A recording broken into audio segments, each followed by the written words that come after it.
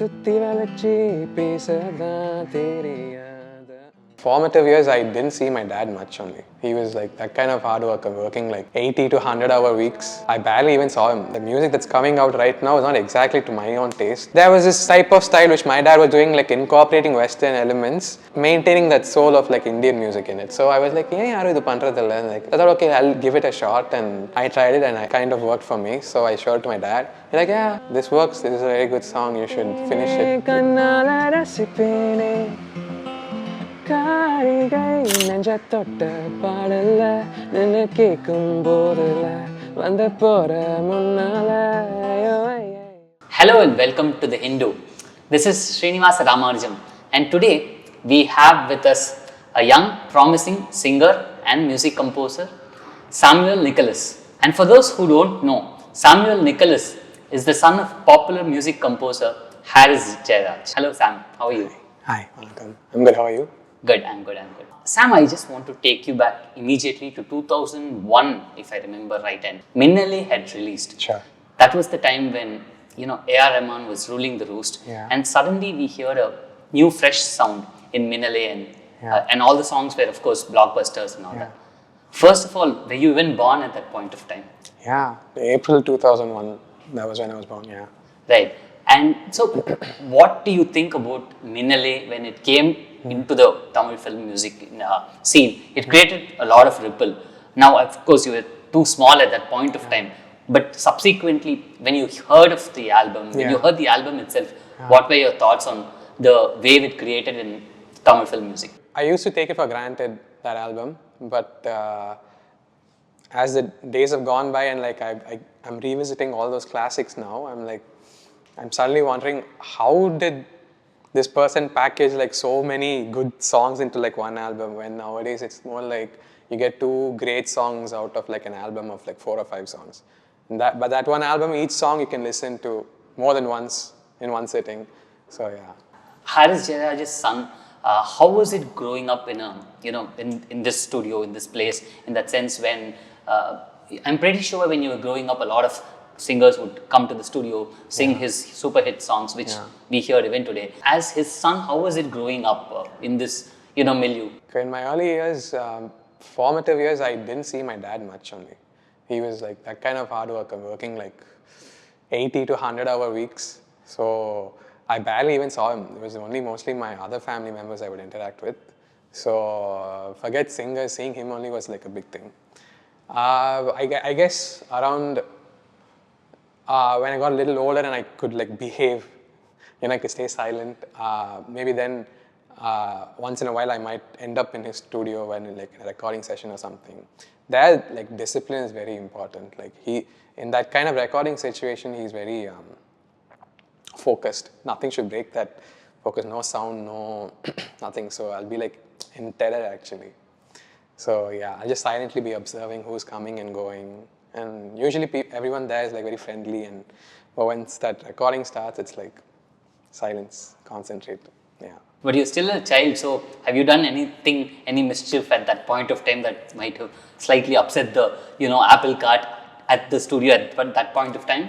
Maybe if I like made some kind of noise, or I used to bring around my PSP and all, or wherever I went. So if it made a lot of noise, or like if I was just like talking or like humming the song even, sometimes my dad might be like, shh, like something like that. Very simple, but that was more than enough. I'll be like, okay. So what was your first contribution to Harris album? Because I've heard a lot of stories about, AR sometimes using GV Prakash or Amin's voice for any child section that happens or something like that. Has something similar happened to you? Illa, Appa was he's like, use the best of the best for what he needs type of thing. But I think just to amuse himself, Rahman was recording up. He was recording like a chorus of like children. I was like around 11 or 13, I think. Maybe 30, I might have been 11 actually. So he called me and they gave some notes, and with other children I was just singing. But that was my first music gig. Yeah. Right. So when did you realize, music is your thing? Because of course you've grown up in a situation where there is music all around you. Yeah. But I'm pretty sure you would have been free to do whatever you want in that sense, pursue other opportunities as well. But at what stage did you realize that, music is going to be my thing? No, for most of my childhood, it was like a given. This guy will become a music director only one day, type of thing. So I wasn't really given any freedom to like explore anything else. It was like my dad, he really didn't care like about my studies and all. He was like, at one point, even when I was in the 10th standard, I had finished my board exams, I got my results, like good grades and all. He's like, "Seri, idukapra idukku school theva va studio kunu." I was like, so that was one trip, and then so that was the kind of mentality. So chuma just to amuse them, I would like dabble in music making. So I would do to my interest. Initially, I started with like electronic music production, which was like very niche EDM when it was coming up and all that. I would show that to my dad; he'd be super proud and all. Then eventually, like I started listening to more popular music, and then slowly Tamil songs. That was actually very slow. I started listening to Tamil music. Before that was just my dad's songs. If it was like Indian music, it was just my dad's songs. So then when I started listening to other songs, at a certain point, I started thinking, நான் ஆக்சுவலாக அந்த மாதிரி பண்ணியிருப்பேன், or like why did they do like that, or like maybe it'll be more interesting if I did that.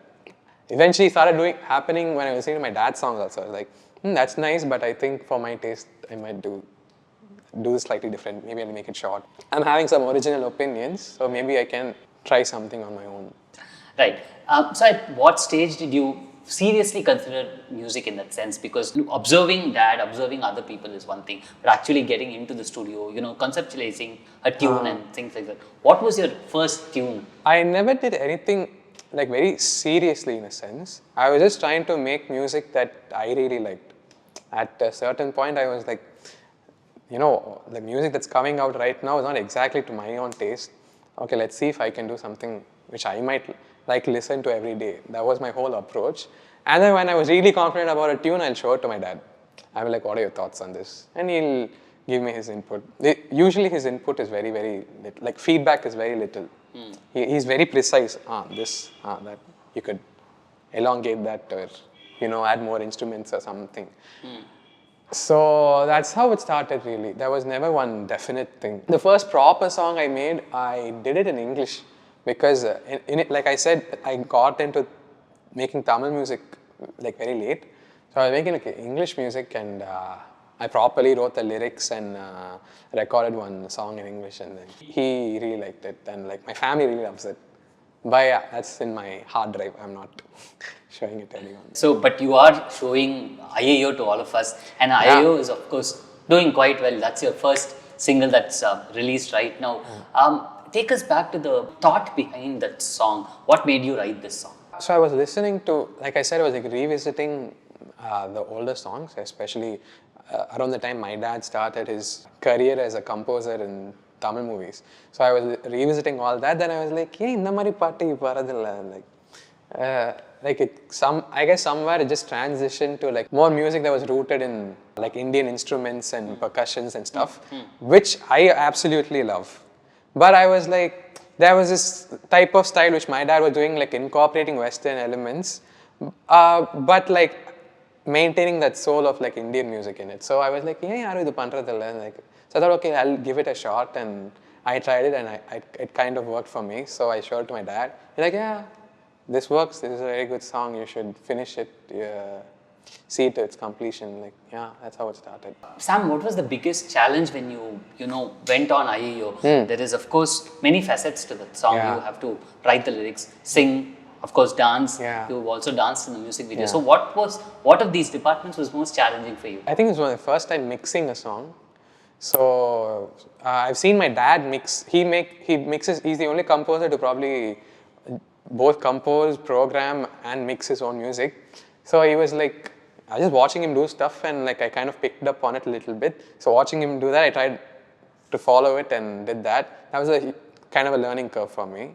But once that was done, it was really the music video. It was like, I'm very, very camera shy. Like historically, I've never been like, my camera roll probably has like 300 pictures, like starting from 2015 or something.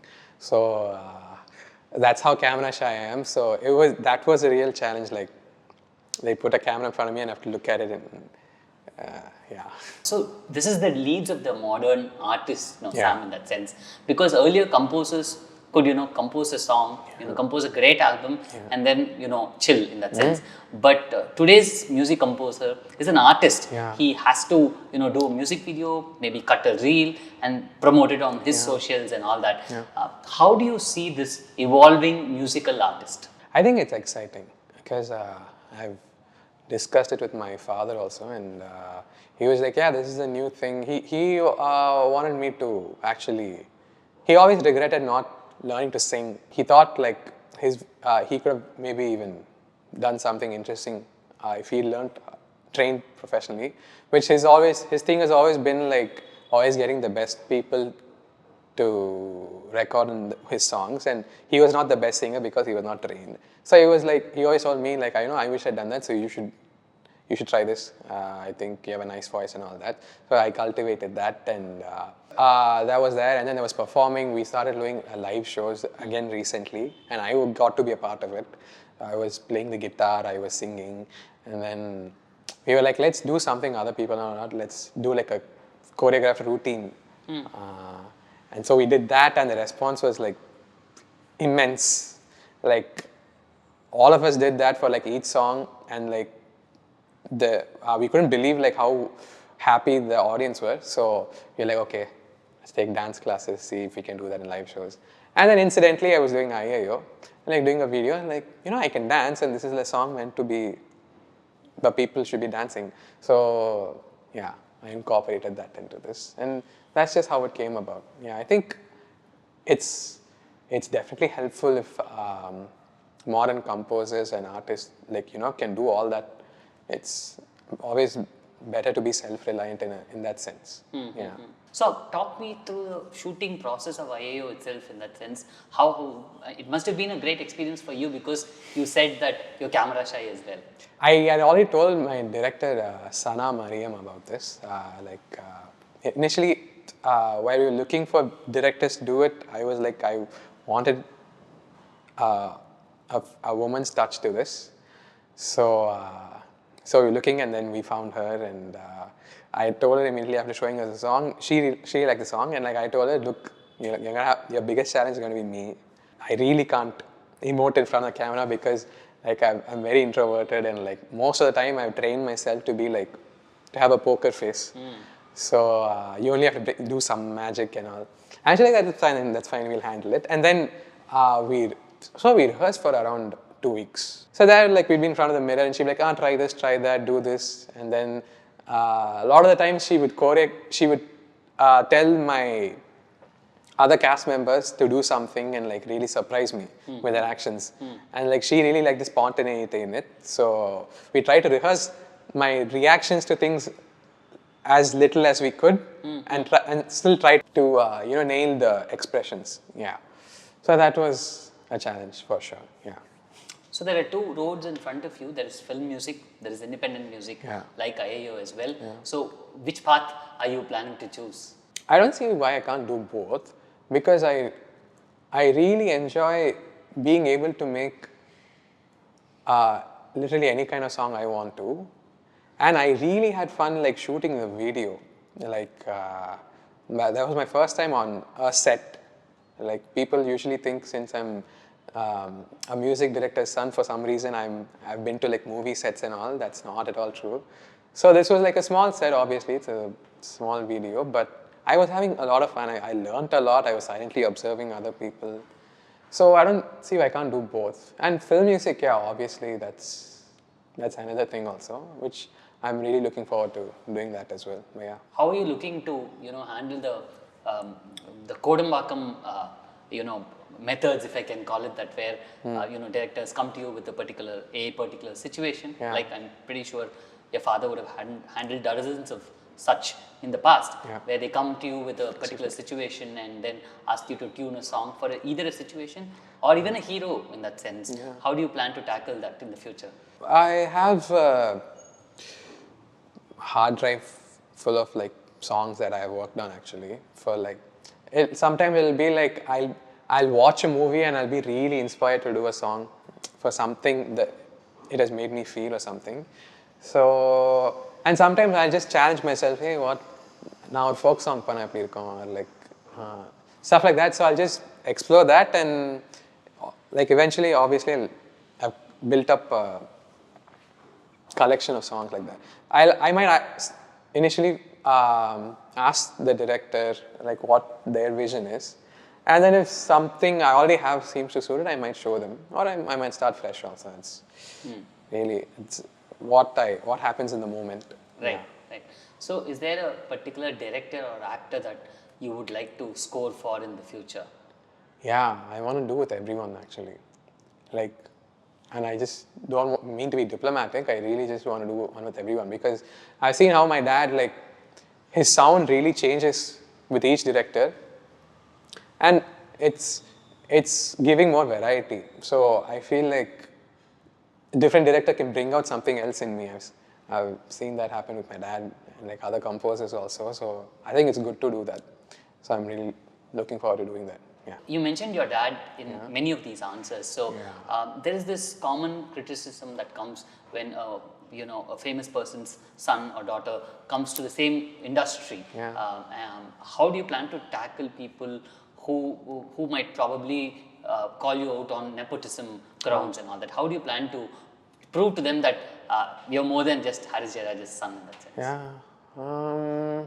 I would totally agree with them about the nepotism thing, but I also think it's not a bad thing if it results in good music, or like, because like it's also kind of bizarre because if a doctor's child studied medicine, it's like, oh yeah, doctor's child, or like a lawyer's son or daughter who's taking up law, like, oh yeah, why not? Dad can show them the ropes and all, it's easy thing. And so, but in the film industry alone, if someone's kid wants to work in the same industry, people are like, I don't know, they're opposed to it. They feel like for some reason their opportunity is being taken away or something. But I guess I can see that. But like if it's not like some kind of Kabbalistic thing where, or like a cult where they'll only reward each other, it really, whoever makes the good content is rewarded, I think. So yeah, I don't think it's a big deal.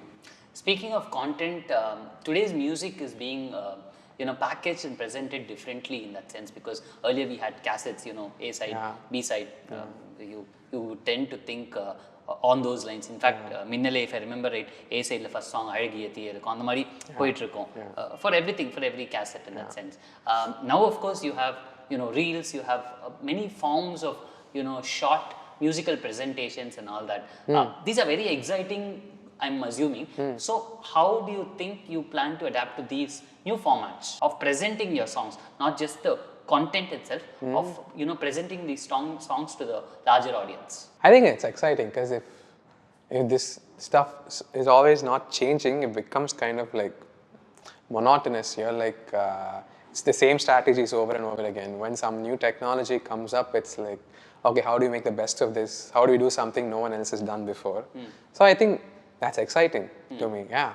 Because like if you're still dealing with cassettes, it's the same old thing of like, because cassettes and CDs CDs little less, but cassettes, they used to like decide how long your album can be, how long each song should be, and like it really impacted the mix. Like if you listen to songs from earlier and like songs of today, the songs of today, people will notice they have a lot more bass in it.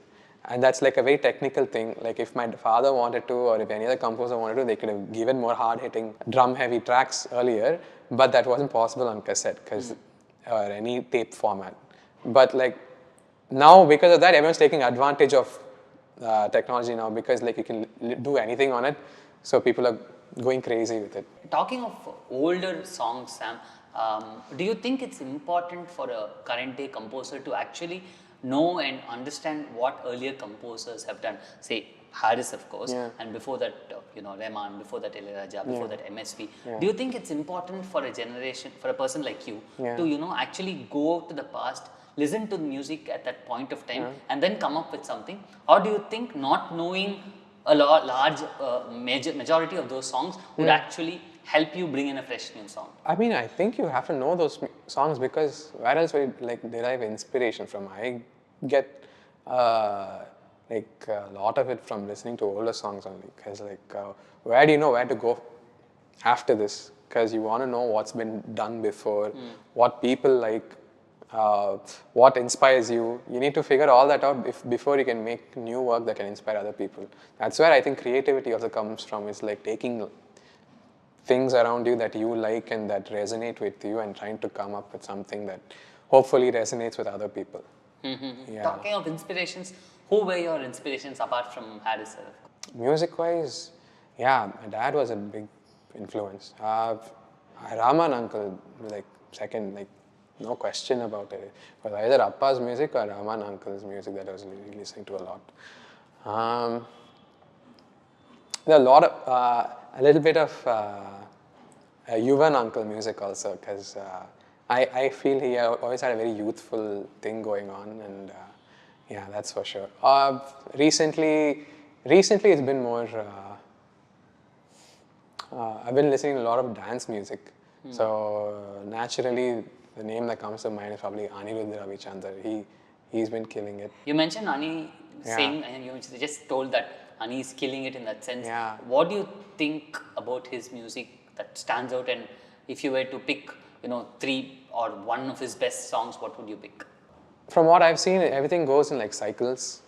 So before my dad's entrance, it was more music that would resemble today's music, which was a lot of like more kuttu music. And my dad's time, he really tried to stay away from that as much as possible, at least when he was starting out. And really any composer at that time, they were trying to do that because that was already done. So let's try something new.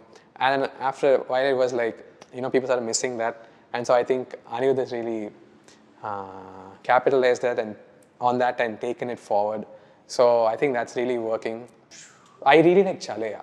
Okay. Yeah, I've been a huge fan. I listen to it at least like 2-3 times a week. Yeah, I love it. Yeah. Nice. And your favorite Harris song? I'm pretty sure it's very difficult for you to tell one song. Maybe an album. What is your favorite album? Mine is Varnamayiram. Oh, okay. You can't go wrong with Varnamayiram.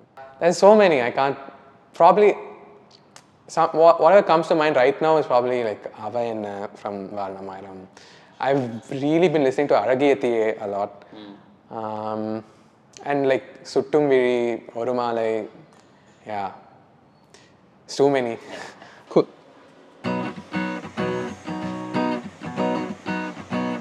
முன்தினம் பார்த்தேனே பார்த்ததும் தோற்றேனே சல்லடை கண்ணாக நெஞ்சமும் பெண்ணானதே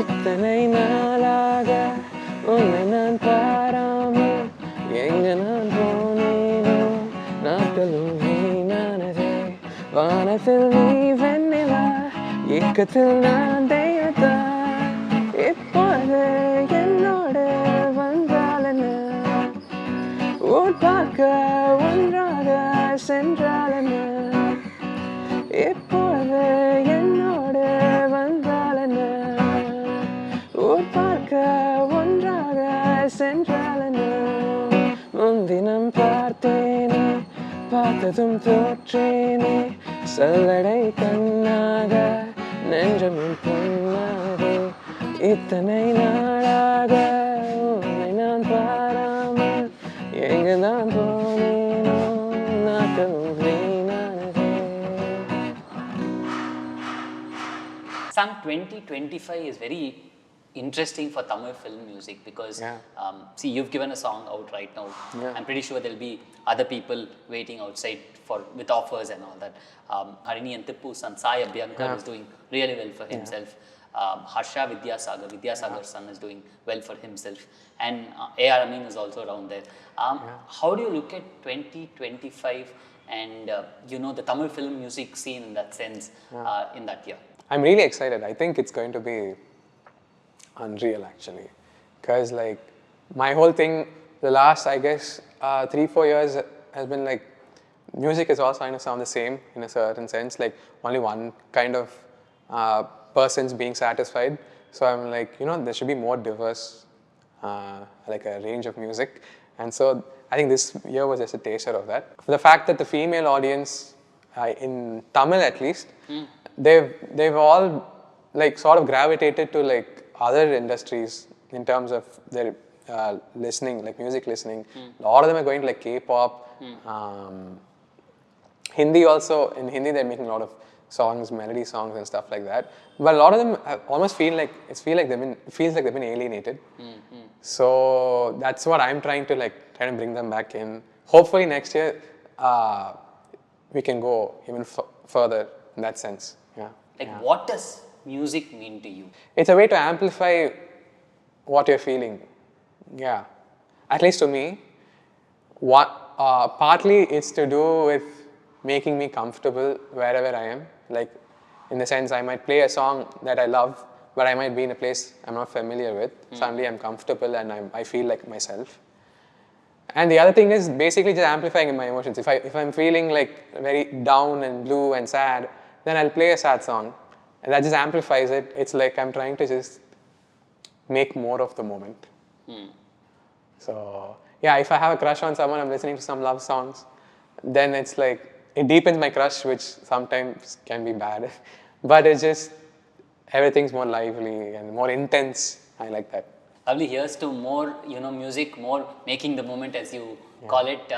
All the best and have a great 2025. And thank you. We are hoping to see more of you in the Tamil film music scene. Yeah. Thank you. Thank you.